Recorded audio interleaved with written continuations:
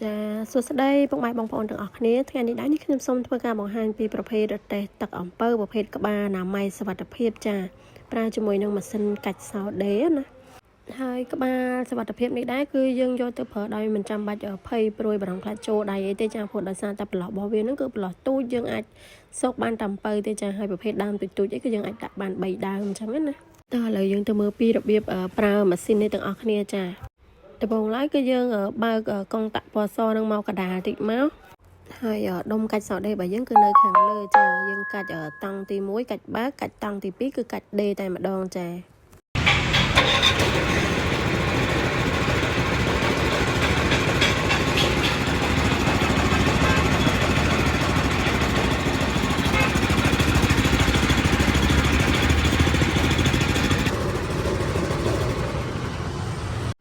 ចាបន្ទាប់ពីកាច់សោបិទហើយម៉ាស៊ីនហើយនឹងក្បាលគ្នារបស់យើងគឺបិទដំណើរការហើយចាឥឡូវយើងមកមើលពី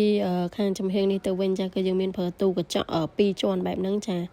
ហើយសម្រាប់អត្ថនេះដែរគឺភ្ញៀវរបស់យើងគាត់កំងយកទៅលក់ទឹកអំពៅកាហ្វេភេសជ្ជៈក៏ដូចជាបុកល្ហុងអីហ្នឹងចាគាត់មានលក់នៅក្នុងតេះទឹកអំពៅនឹងដែរណាទូកញ្ចក់ខាងក្រោមគឺយើងអាចដាក់អំពៅខាងលើយើងអាចដាក់គ្រឿងភេសជ្ជៈបានចាខាងក្រោយនេះគឺយើងអាចដាក់គ្រឿងបន្លែបុកល្ហុងអីរបស់គាត់នឹងបាន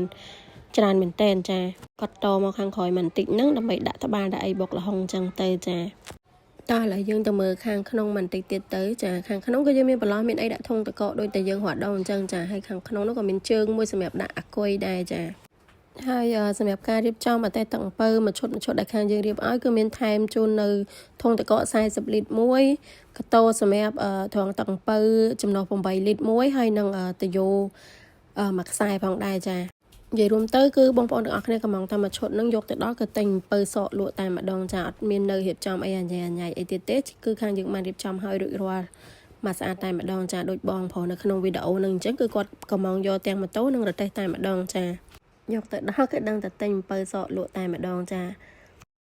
ហើយឥឡូវហ្នឹងវីដេអូរបស់យើងក៏មានតែប៉ុណ្្នឹងទេចាក៏អរគុណច្រើនចំពោះការជឿជាក់និងគាំទ្រមកលើ page មេហៀងសិប្បកម្មធ្វើរទេះគ្រប់ប្រភេទយើងខ្ញុំផងដែរចាក៏អរគុណសម្រាប់ការទស្សនាវីដេអូមួយនេះយើងនឹងជួបគ្នានៅវីដេអូក្រោយៗទៀតចាបាយបាយ